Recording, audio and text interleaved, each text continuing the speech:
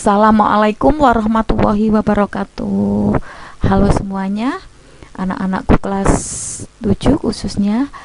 Di video ini akan membahas tentang peran komponen biotik dalam ekosistem. Di materi yang lalu kalian sudah belajar tentang ekosistem, di mana ekosistem adalah hubungan timbal balik antara makhluk hidup dengan lingkungannya. Nah, di sini apa peranan komponen biotik di dalam timbal balik antara komponen biotik dengan lingkungannya? Atau apa peran komponen biotik di dalam ekosistem? Baik, saya beri contoh lagi. Ini adalah gambar ekosistem juga. Mengapa disebut ekosistem? Karena sudah pasti tentunya kalian tahu ada hewan, ada tumbuhan, ada mikroba, ya. Kemudian ada air, tanah, udara dan sebagainya. Di mana hewan, tumbuhan, kemudian pengurai seperti jamur, bakteri ini adalah makhluk hidup atau yang disebut komponen biotik. Sedangkan air, tanah, udara dan suhu, kelembapan dan sebagainya ini adalah komponen tidak hidup atau yang disebut komponen abiotik, di mana antara komponen biotik dan biotik itu saling berinteraksi, saling ketergantungan. Nah, di sini apa peran komponen biotik di dalam saling ketergantungan antar makhluk hidup dengan lingkungannya? Di ekosistem ini hewannya, ya, makhluk hidupnya berupa ada tikus, ini ada tikus, ada kerbau, ada kijang. Ini adalah pemakan tumbuhan, dan kupu-kupu ini adalah herbivore, pemakan tumbuhan. Kemudian ada sapi.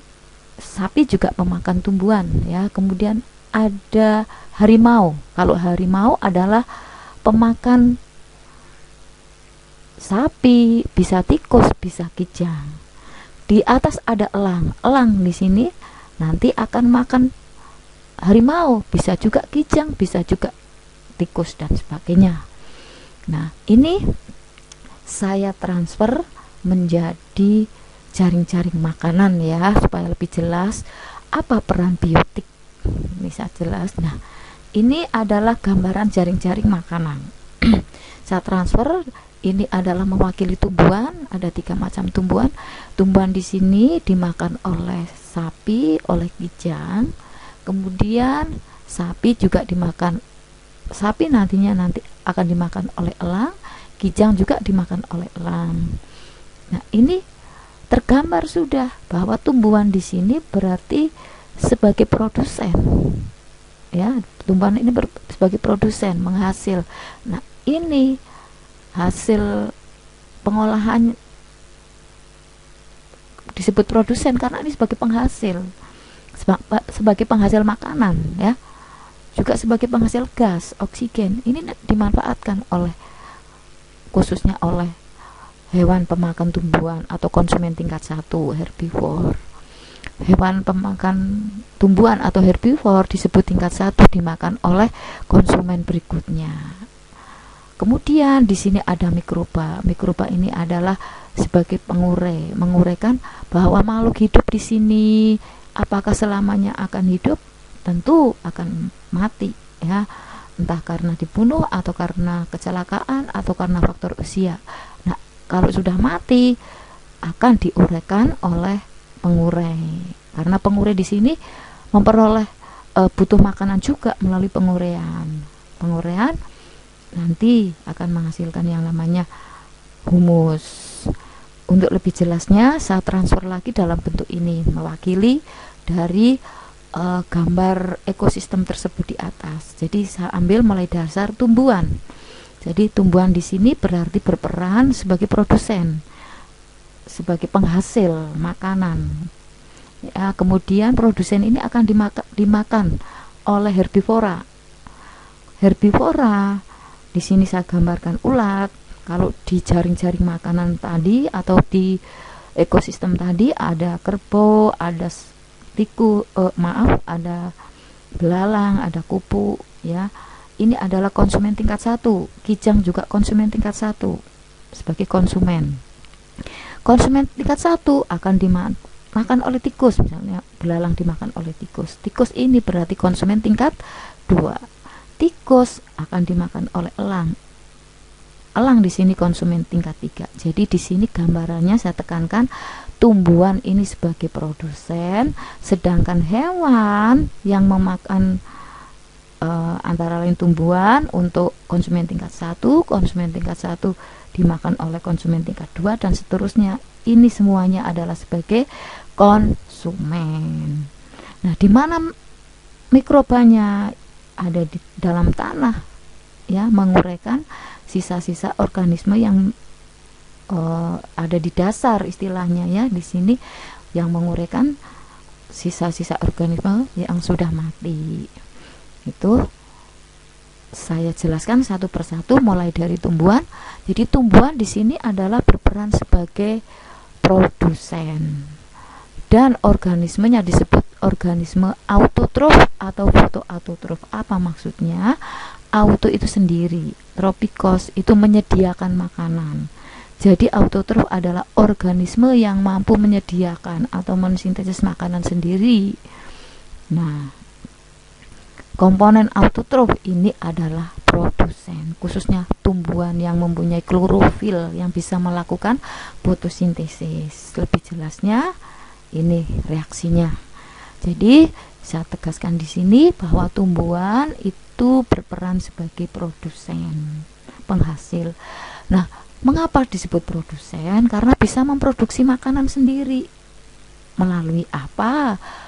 Fotosintesis. Perhatikan di gambar ini, gambar mewakili tumbuhan hijau. Di tumbuhan hijau ini daunnya, ya, tepatnya di daun itu ada klorofil. Nah, di sini berlangsung proses fotosintesis. Ini adalah reaksi fotosintesis. Kita jelaskan, kita pelajari mulai dari awal. Fotosintesis itu bahannya itu dari air. H2O itu air. Dari mana air?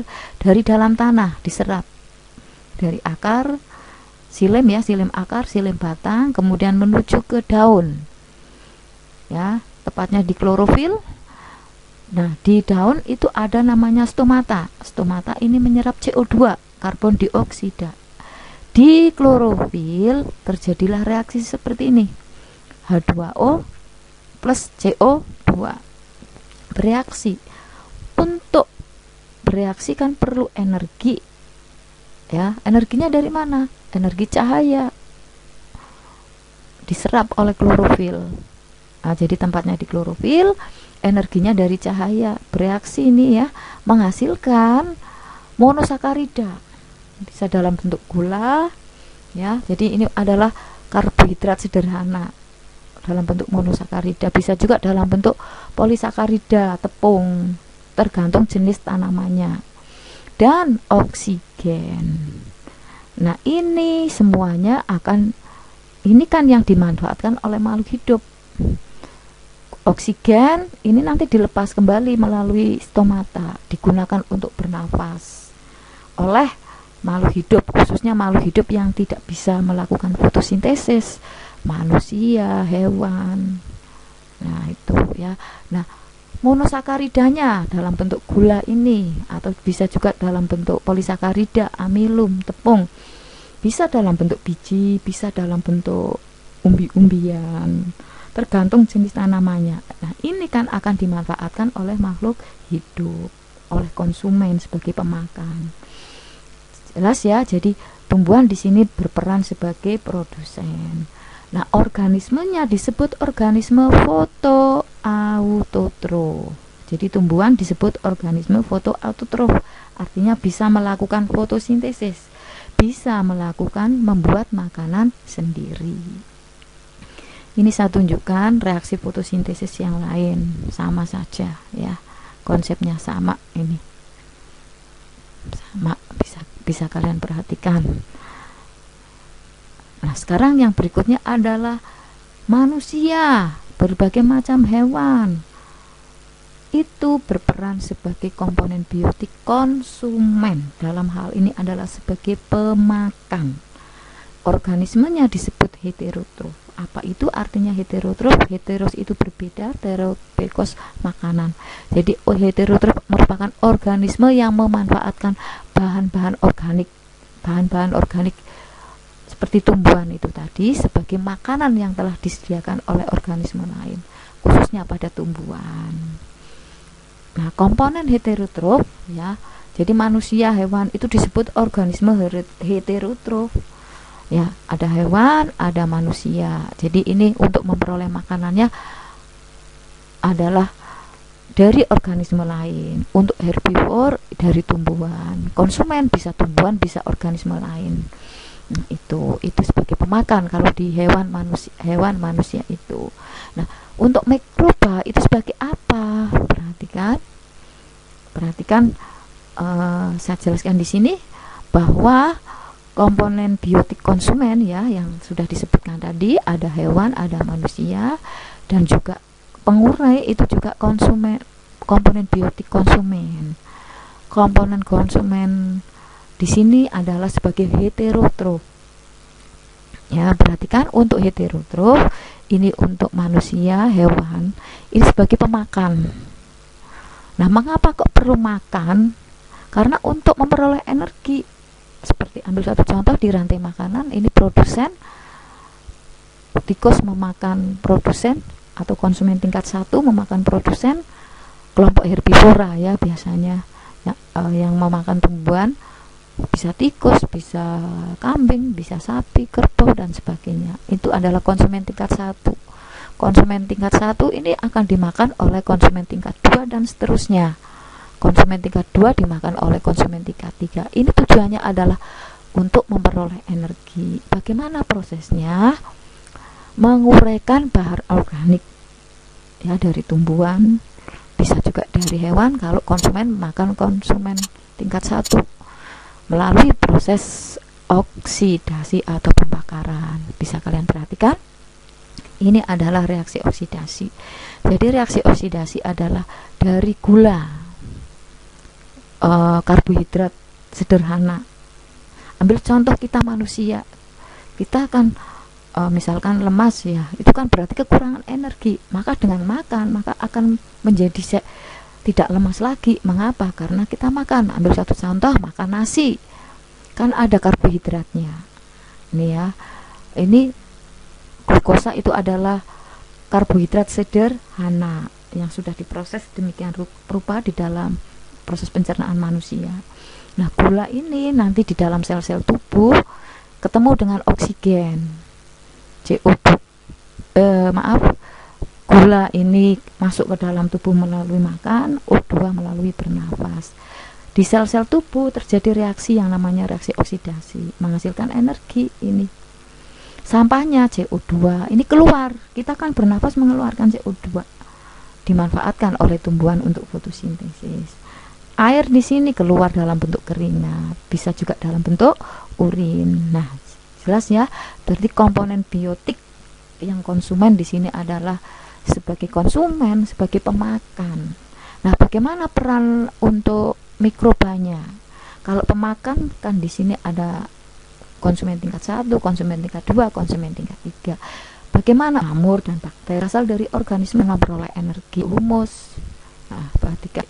Nah, ini ya, bisa membuat makanan sendiri, membuat kompos sendiri, asal sampahnya dari sampah organik. Itu bisa lihat, kalian perhatikan, sampah organik adalah sampah yang berasal dari sisa-sisa makhluk hidup. Jangan seperti plastik atau